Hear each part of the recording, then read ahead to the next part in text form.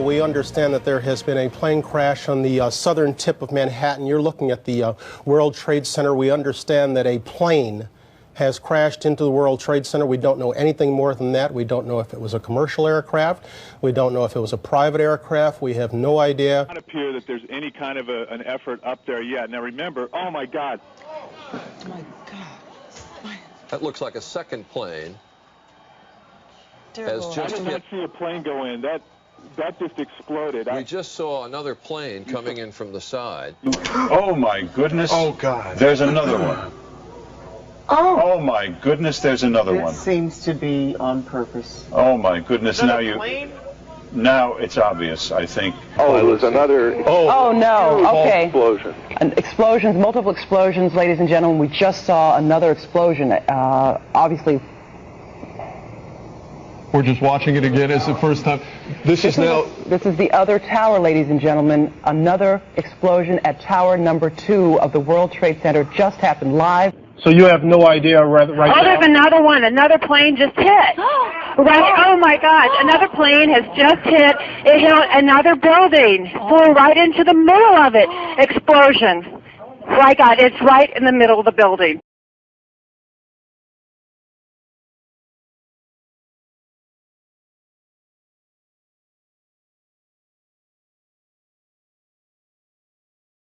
So where were you on 9/11?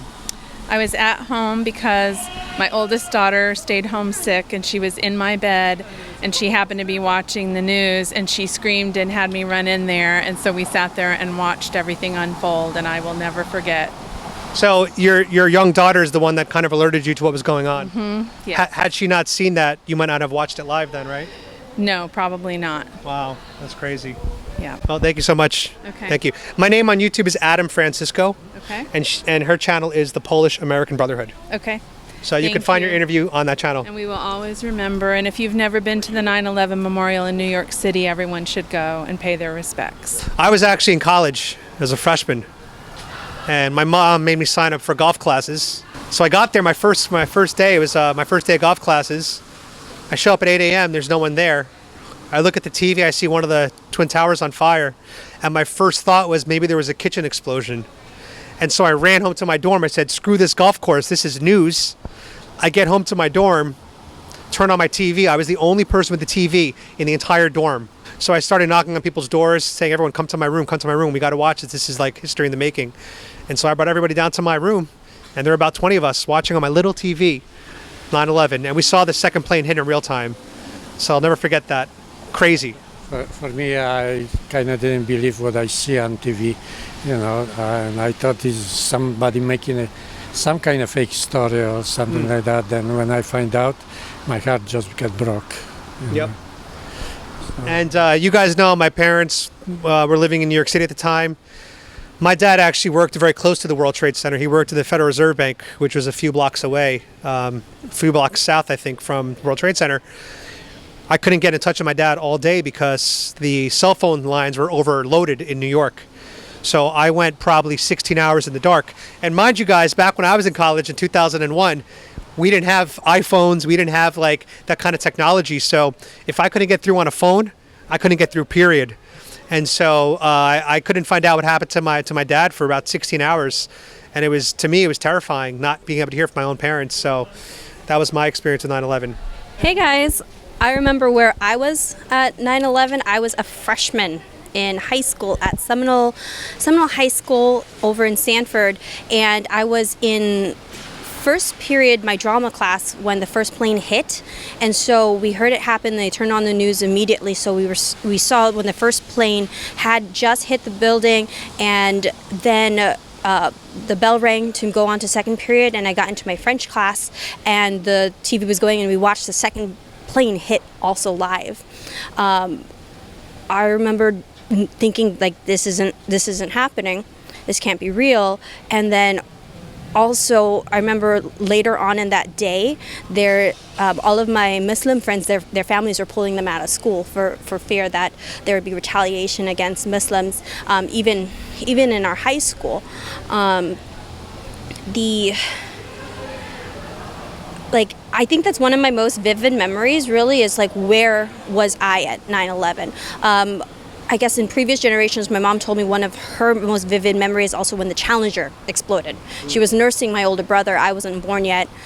She was nursing my older brother, who was a newborn at the time. So we all remember when these events that become ingrained into U.S. history and really change the course of American policies and American history, like those make a huge impact. Now, in the upcoming days, we're going to be remembering 9/11 now with the 20th anniversary of 9/11. So in the chat, post where were you?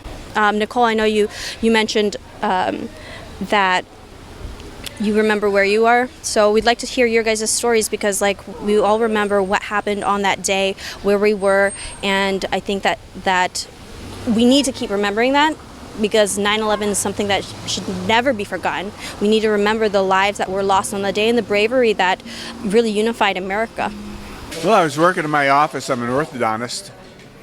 And I came into my clinical area, and we have TVs in the clinical area. And my lead assistant says to me, plane just flew into the tower. And I said, oh my God, look at that. It was just a flame. It was just awful. Yeah.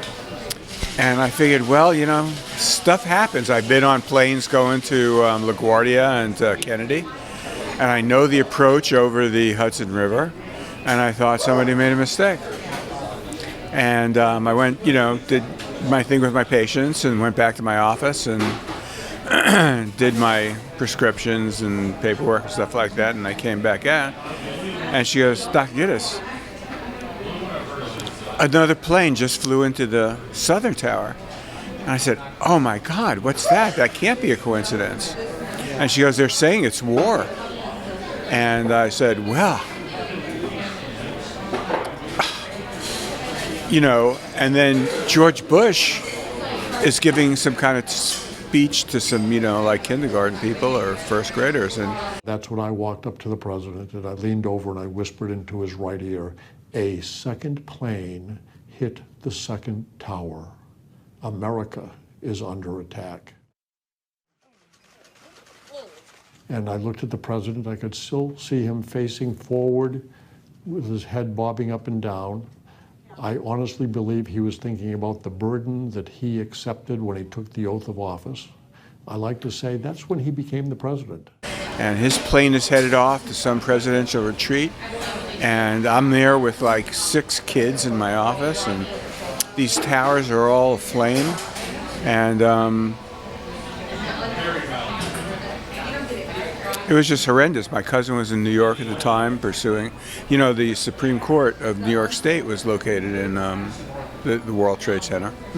And so he had some cases going on with them. And he calls me, he says, oh my God, I'm in Long Island, I can't get into Manhattan, and my whole life is disrupted. And the rest of it was just an observer. I mean, what could I do? I see the pictures of the billowing smoke and then ultimately the people jumping off buildings to not get burned. And, right. It was just an awful scene. I went back, I took my family to the site, about 2 years later. And, they had the memorial up and, the towers were gone. And, God, transportation was still disrupted 2 years later. Yeah. And it was just it. And we had to do something about it. And we did. Yep. Well, thank you for your memories. Appreciate that. Sure. And obviously the 20th anniversary is coming up, so we just wanted to do something special on our channels to kind of honor the memory of the day and, of course, the victims that passed that day. So thank you so much for your words. Yeah, thanks for asking.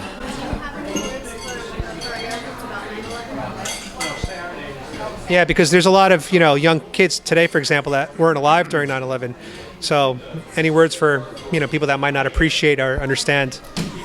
I haven't had a lot of time to think about this. Yeah, this is literally on the spot. But, it changed our way of life. I mean, we went from just, getting on an airplane and bringing your bags and stuffing as much as whatever you could into your bag of whatever you wanted and try to save some money and try to save some time. And it changed our whole way of life. And all of a sudden, we weren't immune from the issues that, affected the rest of the world. All of a sudden, we were Americans who lived their lives insulated were now face to face with terrorism. Yeah. Something we're not accustomed to. You know, you walk through Europe and you see bullet holes in walls all over the place in Italy and all these places, and you say, wow, look at that. But not in New York, not here. Right. But all of a sudden we're in all of a sudden we're involved in terrorism, and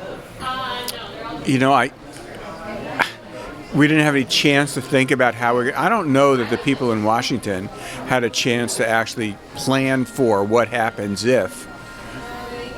We were just insulated, and now we were there. We were in the fight. Yep. And we knew how to fight. We took it to them. That's right. Thank you, sir. Sure. Thank you. So today we're talking to people about their memory of 9/11. We're worried the day it happened. I was actually in the doctor's office for my 8-month appointment. I was 8 months pregnant at the time, and I was laying on the table when the nurses ran out of the room. I didn't know what was going on, what was happening. I thought something was wrong with myself and my baby, and it was 9/11 occurring, really. And now my daughter she'll be 20 next month. Wow. Yeah. So they're both, 9/11 and your daughter, same age from when it's happened. Same age, Wow. so I'll never forget it. What have you told her about that day? I've talked to her about what I was doing, how things have changed tremendously since that day.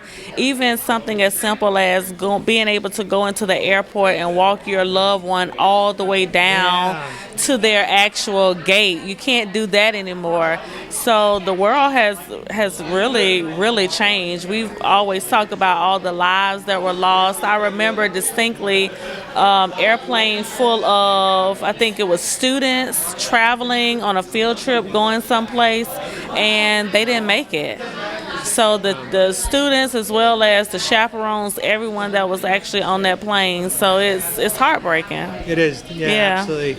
Well, thank you so much for your words. Thank you. And that's pretty amazing that your daughter was almost present in this world with us, but she's here with you now, and it's good that you've been able to share some of the stories with her. Yeah. Any words for Americans about 9/11? What should we remember? Only words I have is that as we continue to move on with our lives and we move on, just continue to keep those that lost loved ones that day, our first responders, keep everyone just uplifted and in your prayers and thoughts.